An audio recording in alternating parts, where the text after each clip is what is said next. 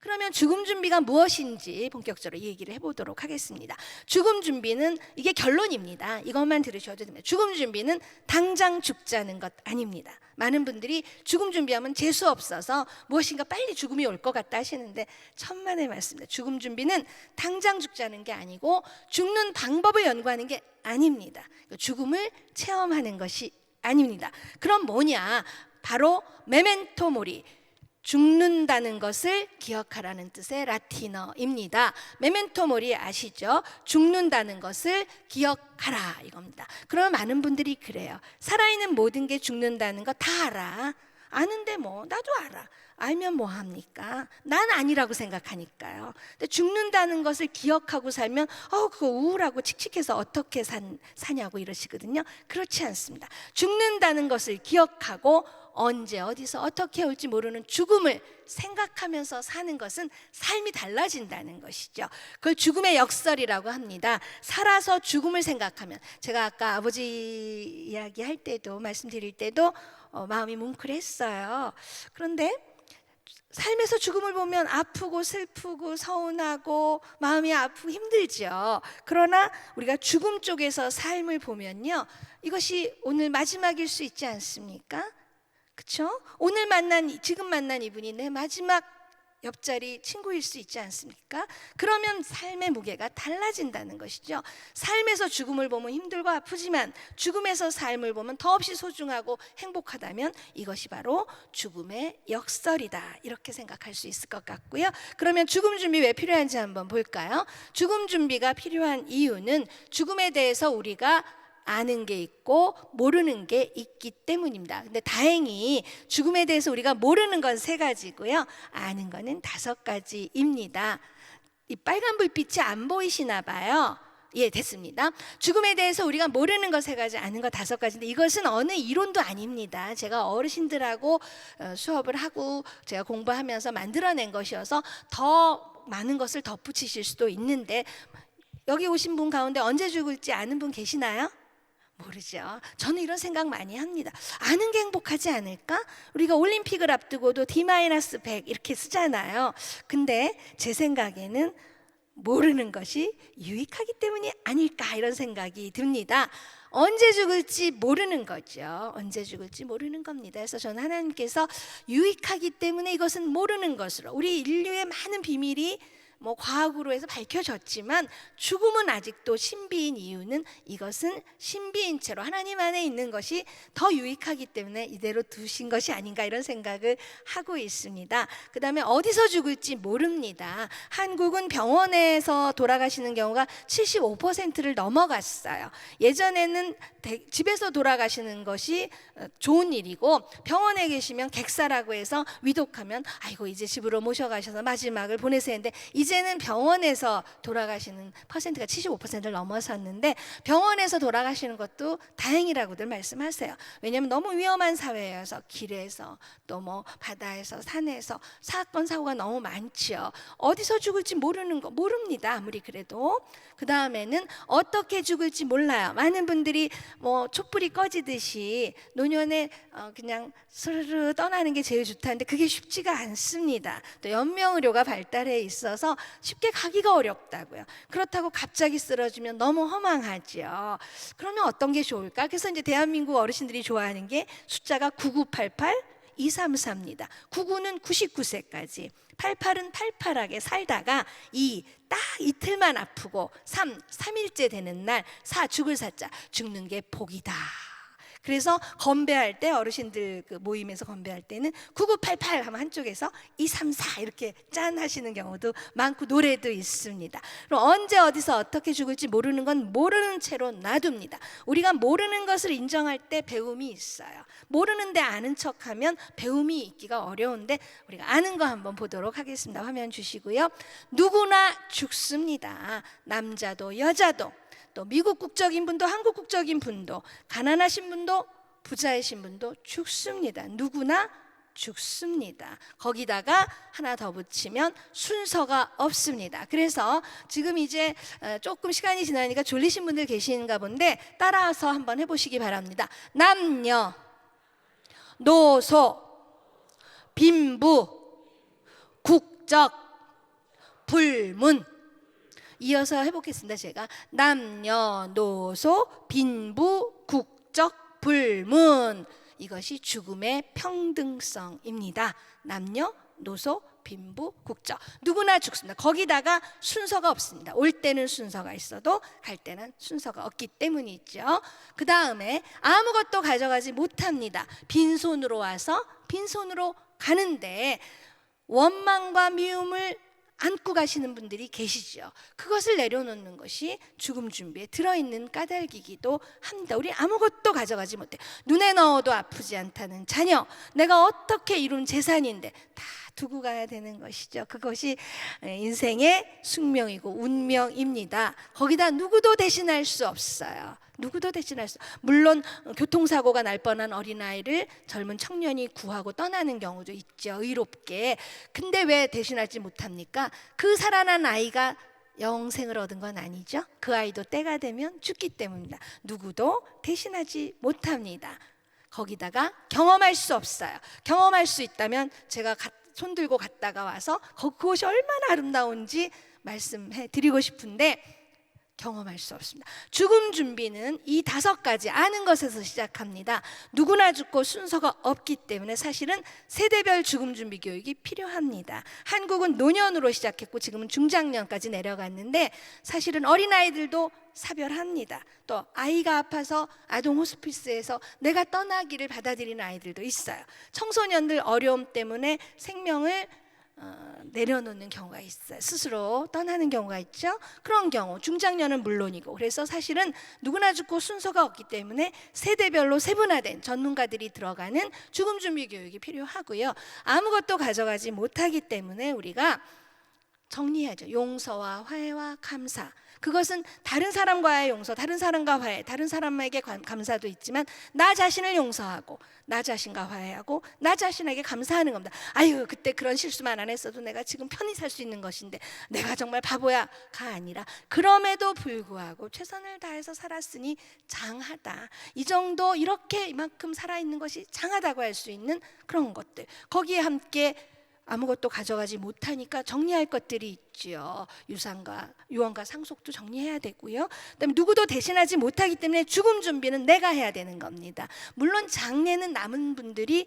치러주시죠. 그러나 죽음 준비는 내가 해야 되는 이유는 누구도 나의 죽음을 대신 죽어주지 않기 때문입니다. 경험할 수 없기 때문에 먼저 떠난 분들한테 배울 수 있습니다. 아유, 저분은 참 잘 사셨는데 왜 마무리가 저러시지? 우린 그거 안 배우면 돼요. 저분은 생각보다 사실은 가진 것도 많지 않고 배움도 많지 않으셨으나 참 열심히 사시더니 가신 뒷모습도 저렇게 좋구나. 거기서 배우시면 되는 거 아니겠습니까? 예, 다음 화면 주십시오. 나의 죽음 준비 쭉 다 보여주셔도 됩니다. 네. 다 보여주십시오. 제가 이것도 이 정도는 죽음 준비에 들어가야겠다 하는 건데 여기 한 항목 PPT가 띄어 있습니다. 몸의 준비, 마음의 준비, 법적인 준비, 장례와 장묘, 사별의 아픔인데 하나씩 잠깐씩 보도록 하겠습니다. 몸의 준비는 우리가 몸을 가진 존재입니다. 제가 화장로에 들어가 보는 체험도 했습니다. 단 불을 떼지는 않아서 여기 살아 있습니다만은 몸은 사실은 화장하면 한 줌의 재가 되고요. 또 매장을 할지어도 개장할 때 보면 정말 검은 흙 한 줌이 남더라고요. 몸의 매일 일도 아닙니다. 몸은 결국 우리가 벗어나는 거. 근데 왜 몸이 중요하냐면 이 땅에 사는 한은 나의 마음과 영혼을 담는 그릇이기 때문에 몸을 소중히 끝까지 잘 깨끗하게 잘 섬기면서 살다 가는 건데 몸이 아플 때 어떻게 할 것이냐. 이미 몸을 가진 존재인데 현대의학으로 더 이상 어떻게 할 수 없는 단계에 왔는데 의학기술의 발달로 치료 효과 없이 연명만 하는 경우가 너무 많다는 거죠. 이런 경우에 어떻게 할 것이냐. 우리 소망유언서에 너무 자세히 나와 있죠. 사전의료 지시서. 그것이 최소한의 안전장치라고 생각을 합니다. 나의 죽음의 방식을 결정할 수 있는 몸의 준비와 함께 장기 기증도 되겠죠. 내 몸, 우리 페트병 재활용합니다. 캔도 재활용합니다. 이 소중한 몸 같이 사용하면 얼마나 좋습니까? 제 각막을 나눠주면 두 사람이 눈을 볼 수 있는 거 아닙니까? 제 피부를 나눠주면 화상을 입은 손가락이 펴질 수 있는 거 아닙니까? 장기 기증이 되겠고요. 마지막을 보내는 호스피스 완화 의료도 되겠고 시신 기증도 되고 이게 다 몸의 준비에 들어가고요. 그 다음 볼까요? 마음의 준비입니다. 죽음은 치료가 잘못돼서 의료가 사고가 나서 죽음이 오기도 하지만 죽음은 우리 인생의 결과입니다. 그렇죠? 안 죽는 사람이 없기 때문에 그래서 죽음을 받아들이는 거 굉장히 중요합니다. 의사도 어렵다고 보고요. 주변 가족이나 친지들도 이제는 회생이 어렵겠구나 했는데 난 아직 아니야 인사 한마디 못하고 가시는 거 너무 안타깝습니다. 우리 사랑하는 사람들 보면서 당부하고 싶은 말씀 건강할 때 미리 하시면 제일 좋고요. 그렇지 않더라도 마음의 준비라는 게 들어가는 거고요. 그 다음 법적인 준비죠. 우리가 사회적인 존재이기 때문에 유언과 상속을 분명하게 밝히시는 것, 그리고 정말 깨끗한 뒷마무리를 위해서 하셔야 될 일들이고요. 다음이요, 장례와 장묘입니다. 장례식을 원하는 방식, 제가 엊그제도 유분자 여사님께서 돌아가신 분 조문 가신다고 해서 제가 미국에 와서 장례식을 가볼 기회가 없어서 저도 함께 조문을 동행해도 되겠습니까? 해서 잠깐 참여한 적이 있습니다. 장례식 방식은 다르지만 고인을 보내시고 추모하는 것은 누구에게나 같은 마음이었을 거라 생각합니다. 하고요. 장묘도 화장이냐 매장이냐. 한국도 서울이나 파주나 고향은 이제는 매장 금지입니다. 화장해서 뿌릴 것이냐 아니면 뭐 납골당에 모실 것, 봉안당에 모실 것이냐 이런 것들을 정리해 놓는 것이 필요하고요. 마지막 항목은 바로 사별의 아픔을 나누는 것이죠. 우리가 애도 슬픔 치유 집단을 하는 것도 사별의 아픔을 서로 나누기 위한 것이다. 이걸 살펴볼 수 있고요. 사전연명의료의향서는 한국에서는 법이 제정되고 법이 시행되면서 요즘 활발하게 이루어지고 있는 거지만 이미 소망에서 그 AD 사전의료 지시서를 쓰고 있기 때문에 여러분들 사전 한 가지만 아시면 되는 것 같습니다. 한국에서도 사전연명의료의향서는 대리인이나 증인 제도는 없습니다. 법으로 자기결정권이고 환자의 최선의 이익입니다. 방식은 달라도 이것을 쓰시면서 써놓으시면서 나는 죽음 준비 다 했어라고 하지 마시고 이제 웰다잉의 시작이구나. 요것을 써놓고 끊임없이 죽음에 대해서 고민하시고 나누시고 써놨다는 거 같이 나누시고 왜 썼는지 내 마지막이 어땠으면 좋겠는지 내 인생의 마지막이 어떤 돌봄 속에서 이루어지면 좋겠는지를 말씀하시는 과정으로 쓰시면 될 것 같고요. 그 소망유언서에 유언을 쓰시는 게 있으신데 거기에 그 양식이 있으시니까 쓰시되 부족한 부분 뒤에 여백을 두셨는데 거기에 들어갈 내용 잠깐 말씀드리도록 하겠습니다. 네, 이 가을에 유언장 쓰시기를 권해드리는데 쓰시고 싶은 말씀을 쓰시면 돼요. 재산 이런 건 공증을 받으셔야 되니까 우리 미국에 사시니까 미국의 방식을 따르시면 되는데 저는 그거 못지않게 중요한 것은 하고 싶은 말씀을 쓰시는 거예요. 그럼 오늘 여기서 나는 애들한테 이런 말을 해줘야지 하시는데 해줘야지로 끝나시면 안 되고요. 정말 써보셔야지 달라진다는 거죠. 그래서 제 유언장 간단하게 공개하겠습니다. 오늘 앞부분이 좀 늦어졌기 때문에 제가 5분만 더 쓰도록 하겠습니다. 사랑하는 사람들에게 먼저 쓰셔야겠죠. 저도 이제 열심히 유언장을 몇 년 전에 쓰면서 남편을 떠올렸어요. 그래서 이제 이렇게 쓰기 시작합니다. 남편 아무개 씨에게 우리 만나서 몇 년, 결혼해서 몇 년, 두 아이 낳고 너무 좋은 친구로 잘 살았고 나의 멘토이자 소중한 짝으로 함께 걸어줘서 고맙습니다. 두 아이를 두고 먼저 가게 됐네요. 잘 살고 건강하게 잘 지내세요 썼는데 너무 혼자 일찍 됐죠. 그래서 제가 고민 끝에 이런 말을 썼죠. 슬픔의 시간이 지나가고 나면 나한테 미안해하지 말고 좋은 사람 만나서 새 가정을 이루시기 바랍니다. 그랬어요. 그리고 저는 유언장을 인터넷에 공개했는데 제 남편이 보기 전에 친구들이 보고는요 제 남편한테 막 전화하는 겁니다. 야, 니네 와이프가 유언장 쓰는데 너 재혼 허락 받았다. 막 좋아서 막 난리더랍니다. 그래서 제 남편이 그때 들어가 본 겁니다 인터넷에. 그래서 유언장 공개했더라 그래요. 그래서 어땠어? 그랬더니 깜짝 놀랐답니다. 왜? 재혼하라 해서 좋아서? 그랬더니 그게 아니라 죽을 수 있구나. 우리가 젊지만 이 사람이 먼저 죽을 수 있구나. 그래서 머리를 한 대 탁 맞은 것 같다는 겁니다. 제가 이 일을 그렇게 오래 했는데도 실감이 탁 났던 거죠. 그렇지만 재혼 허락 받은 게 좋은지 싫은지는 여태 말이 없습니다. 배우자에게 쓰고 그 다음에 이제 아이들에게 쓰기 시작합니다. 큰딸 윤에게, 엄마의 딸 너무 고맙다. 엄마가 생각보다 일찍 떠나게 됐네. 하나님 안에서 잘 살거라. 둘째 딸 쓸 때부터 웁니다. 연년생인데도 막내가 생각나니까 눈물이 납니다. 그래서 둘째 딸 윤슬에게 썼습니다. 그리고 부모님이, 그때는 아버님도 계셨기 때문에, 부모님 먼저 가서 죄송합니다. 너무 애통하시겠으나 하나님께서 하시는 일이니 너무 슬픔에 잠겨 계시지 말고 이 다음에 해처럼 밝은 얼굴로 하늘나라에서 뵙겠습니다. 아버지 어머니가 계셔서 제가 있습니다. 사랑하고 감사합니다. 그리고 제가 펑펑 울었습니다. 그 눈물은 슬픔보다는 후회의 눈물이죠. 왜 사랑하고 고맙다는 이야기를 유언장에서 하는가? 그렇다고 해서 그 다음날 부모님께 달려가서 사랑합니다, 감사합니다 이렇게 안 하게 돼요. 뭐가 달라졌나? 손톱만큼 상냥해졌을까요? 그리고는 이제 오빠에게 쓰기 전에 언니가 생각이 났어요. 제가 세상을 떠나면 정말 파란 쪽이 잘린 듯 아프게 울 사람이 외국에 사는 언니이기 때문에, 언니 외국에 살아서 많이 못 만났지만 그래도 누구보다 내 마음을 알아준 언니 고마워. 정말 내가 먼저 가서 너무 마음이 아파. 그리고 하늘나라에서 만나, 이렇게 썼습니다. 오빠한테 쓰는 데는요, 사람은 유언장에서도 상당히 그 현실적이 됩니다. 오빠한테 이렇게 썼습니다. 부모님을 잘 부탁하고 오빠 언니 아이들 기르기도 힘들겠지만 우리 두 딸도 좀 들여다봐 주세요. 아이들이 어렵고 힘들 때 좀 외삼촌 외숙모가 좀 돌봐줬으면 좋겠다는 생각을 했고요. 친구와 친지들에게는 다 쓸 수 없어서 여러분이 제 인생에 동행이 되어주셔서 행복했습니다. 감사합니다. 그렇게 썼어요. 그리고는 제가 떠난 다음에 이제 장례가 이루어지겠죠. 장례 예식을 부탁을 합니다. 요한장에. 그래서 제가 장례는 누가 집례해 주시면 좋을까? 제가 이화대학교에 나가는데 손 목사님이 계셨어요. 그래서 제가 장례는 손 땡땡 목사님께서 집례해 주십시오 했더니, 그 다음 주에 교회를 갔더니 목사님께서 저한테 오시더니, 유 선생 그 손 땡땡이가 나요 이러시는 거예요. 예 목사님 잘 부탁드려요 했더니, 내 나이가 몇인데 유 선생 장례를 치르나?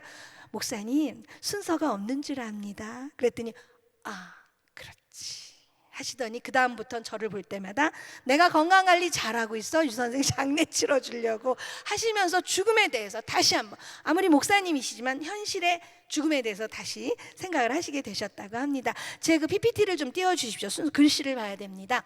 장례식에, 아니요 그 전 화면이죠. 유언장 얘기하고 있습니다. 그래서 장례식의 이야기를 하면서 매장 화장 후 저는 자연장으로 선택을 했고요. 그 다음에 이제 저는 장기 기증을 했기 때문에 그 연락처를 남겼고요. 장소는 이제 보통 장례식장, 병원 장례식장에서 많이 하고 있고요. 집례 원했죠. 원하는 것과 거절하고 싶은 게 있어요. 저는 원하는 것은 제가 그랬죠. 입간 예식할 때는 직계 가족만 모여서 경건하게 보내달라고. 때로는 입간 예식이 너무 많이 공개가 돼서 저는 그게 부담스러웠고요. 그런 다음에 이런 건 있었어요. 어떤 분들은 부의금도 받지, 박완서 선생님 같은 소설가 유명한 박완서 선생님은 문학 청년들이 조문을 오기 때문에 부의금 받지 말라고 하셨어요. 가난하니까. 그래서 안 받으셨는데 저는 부의금 받으라고 했습니다. 그리고 거기에 10%는 불우이웃을 위해서 기부해달라고 밝혔고요. 유산 처리는 제 남편한테 일임을 했고요. 제가 이렇게 말씀드리는 이유는, 유언장, 죽음 준비 속에서 유언장을 한번 써보시죠. 소망유언서 너무 잘 돼 있는데 써보시면 두 가지가 알게 됩니다. 두 가지. 첫 번째는 삶의 중간 점검입니다. 50이 됐던 70이 됐던 80이 됐던 유언장을 쓰는 순간 살아온 삶을 돌아보지 않을 수 없습니다. 나에게 소중한 사람이 누구인지 다 드러나고요. 내가 정말 어떻게 살아왔는지를 아실 수 있고요. 두 번째는 삶의 우선순위를 아시는 거예요. 내 삶에서 가장 중요한 게 무엇인가를 쓰게 돼 있습니다. 대한민국 살기 어렵습니다. 대한민국에서 돈 하는 쪽이 있고 성적 아이들이 힘들어요. 그러나 수만 명의 어르신들의 유언장을 보니 한 분도 돈 많이 벌어라, 남을 짓밟고라도 부자가 되라는 없었습니다. 손주들에게 다 필요 없다, 공부 열심히 해서 S대 가고 스카이 대학 가라, 없었습니다. 어른들의 유언장에 가장 많이 나온 게 1번 화목해라였어요. 그럼 화목해라라고 쓰시려면 평소의 삶이 어때야 되겠습니까? 아이들의 화목이 깨지지 않도록 어른이 중심이 돼주셔야 되겠죠. 아까 등대지게 노래 불러주셔서 제가 감동했습니다. 저는 어르신들은 우리에게 등대와 같은 분들이라고 생각해요. 비록 몸도 약해지시고 정신도 예전만 못하실지라도 등대와 같이 우리의 인생의 바다에 불빛을 주시는 분인데, 화목해라 하시려면 화목을 깨지 않도록 내가 어떤 어른이 되어야겠나 고민하게 되고요. 두 번째가 건강해라가 많았어요. 건강관리 잘하라고 하셨고요. 세 번째가 행복해라였어요. 공부 잘해라, 돈 벌어라가 없었다니까요. 그럼 네 번째는 뭐냐? 한국의 경우에 네 번째는 도장 함부로 찍지 말아라였어요.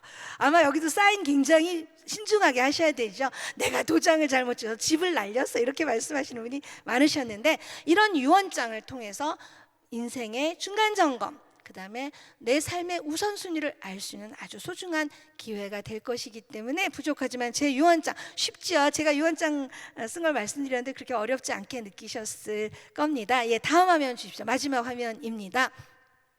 제가 처음에 살아있음으로 우리가 죽음 이야기도 할 수 있다, 그래서 기쁘게 주위 분들하고 인사 나누시면 좋겠다고 했는데, 결국 죽음 준비는 삶을 위한 것입니다. 잘 사는 일인데, 이게 잘 산다는 게 부자 되고 명예를 얻고 이름을 얻는 게 아니라 정성껏 정말 삶다운 삶을 사는 것입니다. 그래서 처음에 말씀드린 대로 죽음 준비는 당장 죽자는 거 아니죠. 죽는 방법 연구하는 거 아닙니다. 죽음을 체험하는 게 아닙니다. 언제 어디서 어떻게 올지 모르는 죽음을 기억하고 생각하면서 지금 여기서 정성껏 사는 겁니다. 오늘 이 일이 내 마지막 일인 것처럼, 오늘 이 수강하고 저는 강의하는 것이 제 마지막 강의인 것으로, 우리 여기 계신 선생님들은 마지막 청강하시는 것으로, 옆에 친구가 마지막 만나는 얼굴인 것처럼 정성껏 대하고 정성껏 사는 일이고요. 결국 우리가 웰빙을 얘기합니다. 웰빙은 뭡니까? 잘 먹고 잘 사는 것이죠. 그러나 잘 먹고 잘 사는 것의 끝은 무엇입니까? 웰다잉입니다. 결국은 웰빙은 웰다잉으로 완성된다. 웰빙, 그러니까 소망에서 웰빙, 웰에이징, 웰다잉이라는 슬로건을 보고 제가 이것이야말로 노년의 삶을 향해 나아가는 그 지름 이정표다라는 생각을 제가 했습니다. 저는 이렇게 생각합니다. 삶과 죽음이 무엇이냐라고 묻는 분들이 많으신데, 누구는 동전의 양면이다, 또 삶을 떠나서 죽음으로 헌옷을 벗고 새 옷을 입는 것이다, 이사를 가는 것이다, 이렇게 표현하시는데 저는 이렇게 표현을 하고 싶습니다. 삶은 앞모습, 죽음은 뒷모습. 우리 앞모습은 꾸밀 수 있습니다. 저도 오늘 화장했어요. 우리 앞모습은요, 싫은 사람을 만나도 웃을 수 있어요. 그렇죠? 그리고 화장도 하고 성형도 할 수 있어요. 그런데 뒷모습이 가려지지 않습니다. 제가 뒤돌아서면 제 나이가 다 보이실 겁니다. 허리가 아프면 꼬부라지고 어깨가 아프면 올라가고 이렇게 되죠. 삶은 꾸밀 수 있어요. 삶은 아는 척, 가진 척, 잘난 척, 배운 척 다 할 수 있습니다. 그러나 죽음은 거짓말을 하지 않습니다. 그래서 죽음이 부끄럽지 않도록, 떠난 뒷자리가 정갈할 수 있도록 해야 되고, 또 불쌍하지 않도록, 모두가 죽음을 알고 있는데 난 안 죽어 하다가 정말 당하는 것이 아니라 죽음을 만날 수 있도록 준비하는 것. 또 하나는 불행한 죽음, 남을 아프게 하고 남은 사람에게 정말 씻을 수 없는 상처를 주는 것이 아닌, 부끄럽지 않고 불쌍하지 않고 불행하지 않은 죽음을 위해서 걸어가는 거죠. 그래서 웰빙은 웰다잉으로 완성된다. 우리가 삶을 생각하는 것과 죽음을 생각하는 것이 같은 무게를 이루어진다면, 여러분 죽음 준비 되셨습니까? 예, 계속 하고 있습니다. 죽음은 일상이고 우리 일생의 과정임을 기억해 주신다면 좋을 것 같고요. 이제 제가 사용하기로 한 시간 다 썼습니다. 부족한데 잘 들어주셔서 감사드리고요. 정말 이렇게 환영해 주시고 좋은 기회를 주셔서 다시 한번 감사드립니다. 고맙습니다. 마치겠습니다.